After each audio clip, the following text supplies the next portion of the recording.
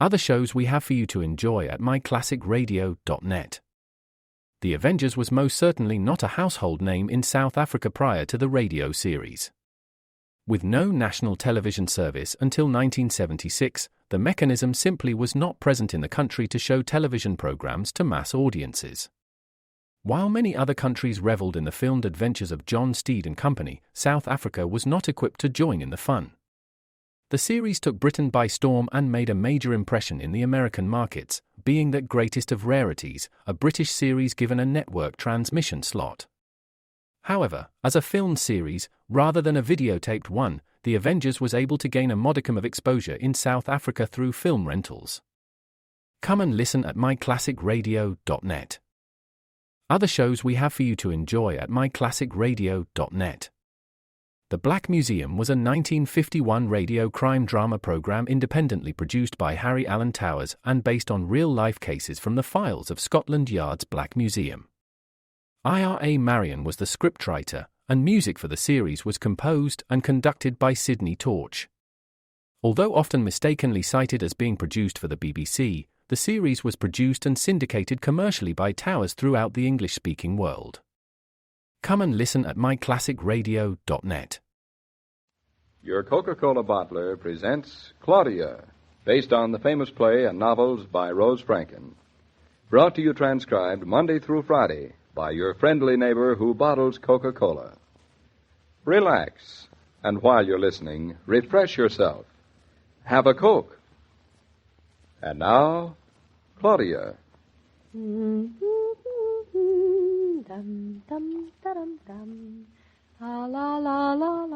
What's that tune, Mrs. Norton? The one I was just humming, Miss Calviny? Yes, you sing it a lot, but I never heard anyone else who knows it. Oh, it's sort of a private tune between my husband and me. Oh, I should have known. All right, now, if you'll roll over, I'll rub you back down. Oh, that'd be nice. You know, being in a hospital has its compensation. Just tell me if I get too strong. You couldn't. You know, I think I'm a cat at heart. I love having my back rubbed almost as much as Shakespeare. Shakespeare? Our cat, he's yellow. Folks sure think up funny names for their pets. Ooh, oh, could you rub there some more? Right there under my left shoulder blade. Right here? A little bit higher. That's wonderful. Relax, Mrs. Norton. You aren't relaxed. Oh, do I have to relax, too? You don't ever relax, do you? Well, I haven't got much time. We live on a farm, you know. Do you have a cow? Nope. Well, you have the baby now to make up for it. It's not the same thing. My husband would love to have a cow, but we couldn't afford both. Babies are smaller. And they last longer. David's not a bit sorry. He'd better not be. That cute little thing. Well, he's not very handsome yet. At 2 days? What do you want, a movie star? I'm satisfied. As long as he has character. There you are. All rubbed down. If every rub weren't costing me so much money, I'd feel rich. You just roll over now and try and get some rest. Oh, rest. I want to go down the hall now and order your lunch, and then I'll be back with an eggnog for you. When does my son have his lunch? Oh, not for an hour yet. Oh, so long? It's only 12 o'clock, Mrs. Norton. Is that all? At home, 12 o'clock comes so early. Here, it seems as if it should be tomorrow already. Well, your husband will be along any time now, and then you won't mind this hospital so much. Oh, the hospital's all right. It's just me. Tonight, we're going to give you something to make you sleep, and no begging off. Sleeping is something I've always been able to do on my own. Thank you very much. Oh, you're welcome. It's not much of a talent, but it's one I've got. It didn't do so good last night. Who told you? The floor nurse. She's a tattletale. I have no privacy at all. Oh, David. Hello, darling. Well, now your husband's here. I'll leave you in his trust, Mrs. Norton. Oh, before you go, nurse. Yes, Mr. Norton? How's the patient today? Restless and tired. I heard you, and I'm not. Now, you hush up. I'm talking to someone who knows how you feel better than you do. Insults. Who knows better about me than me? Than I, if you're so bright. Well, Miss Capen? It's just that she doesn't know how to rest, Mr. Norton, and it's caught up with her today. Serves her right. It does indeed. I've been rubbing her back. Oh, it was wonderful, David. You ought to learn how. And she'll be more comfortable now. We're going to fix her up a fine lunch, and we're going to eat all of it, aren't we? We'll try. Well, that's the best we can do. Now, Mr. Norton, you keep her resting, and I'll be back in a little while. All right. We. Why do nurses always say we? Now, you heard what she said, so you shut up and I'll do all the talking. I'm not even allowed to talk anymore. People go around saying I'm tired when I'm not. This is a fine, free country, it is. You'll feel better tomorrow, darling. I felt fine yesterday, too. If you had a half ounce of sense about you, you'd realize you're no superwoman. Well, I don't have to be a superwoman. All I had was one tiny little baby. I don't know, 8 pounds isn't so tiny. When I hold him, he doesn't feel like 8 pounds. They must have weighed him with his shoes on. And holding books in both hands. Oh. Yesterday I thought I'd be up today. What's the big rush? Don't you like all this attention? You should be eating lunch, not rushing over here from the office to see me. Oh, I'll have lunch, too. Bet you 20 cents. Bet you. Shake. Shook. Oh, darling, I love you 1,000 times more than ever. I couldn't love you any more. You couldn't? No. But I love you differently. Differently better or differently worse? Differently, always. Is that good? Nothing is ever going to take us away from each other. I wouldn't let it. You wouldn't, huh? Except we're sort of away from each other now, aren't we? Oh, I think we're more together than ever, darling. Then you're not jealous of the baby? Now, what do you think? I think I love you 2,000 times more than ever. Mm-hmm. Would you like to prove it? Mm. Then lie back on those pillows and keep quiet. Oh, that is the trouble. You 1 minute you talk wonderful love to me, and the next you're just another trained nurse. I don't see what you're complaining about. I'd love to spend a couple of days in bed being spoiled by Miss Cavaney or Cavaney. Scratch your eyes out, Cavaney. Oh, I think you would. David, listen seriously. Just because I feel sort of tired today doesn't mean I'm going to have to stay here much longer, does it? Of course not. You're supposed to feel tired today. Dr. Rowland warned you. Warning and being are two different things. I feel like a fool spending all this money lying around in a hospital.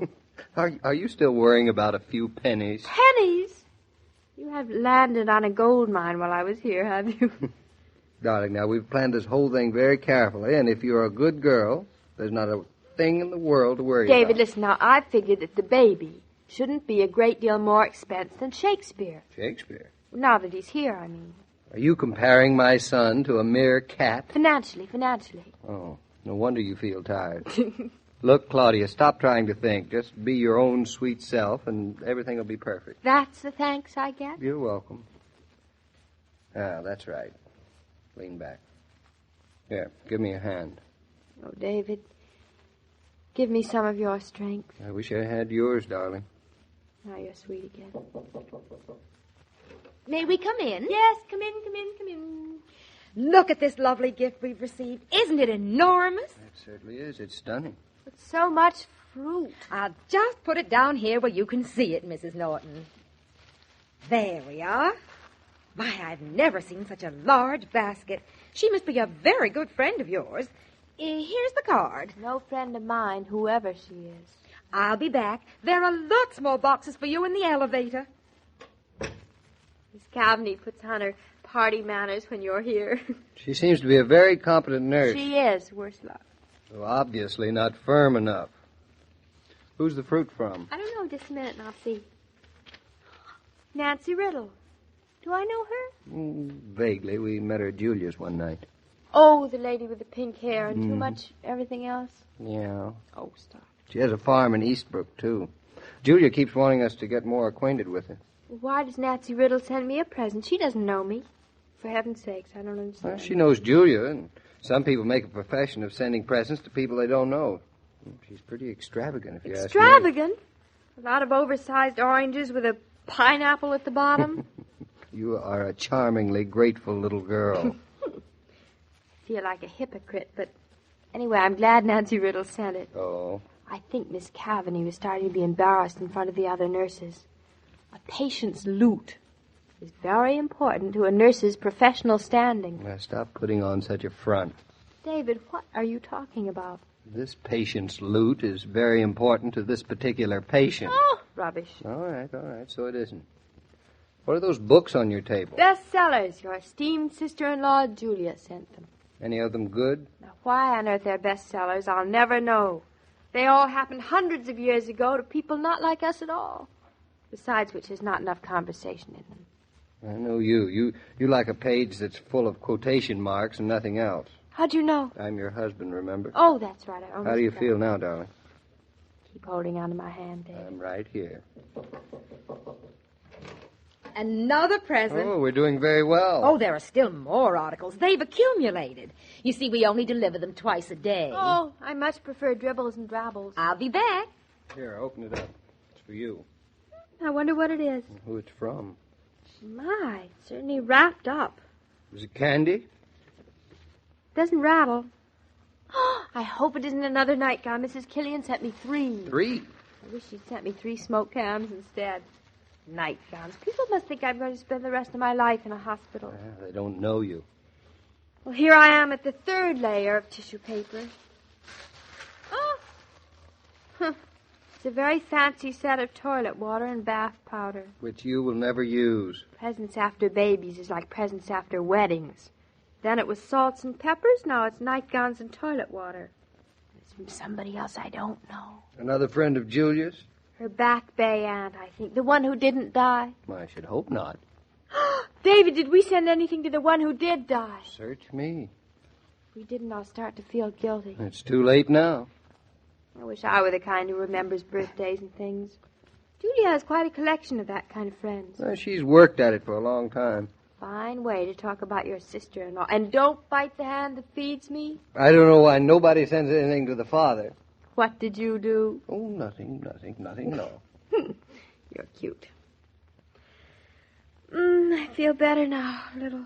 How better? Oh, I don't know, just better. Not so tired, maybe. I think I know why. Why? Tell you later. Tell me now. No, I think you should sleep. What do I want to sleep for? I'm starting to feel better. Suppose there's another present for me? Come on in. It's us again.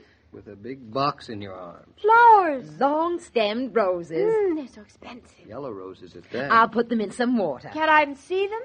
Well, here's the card. Let me see. Love from Edith Dexter.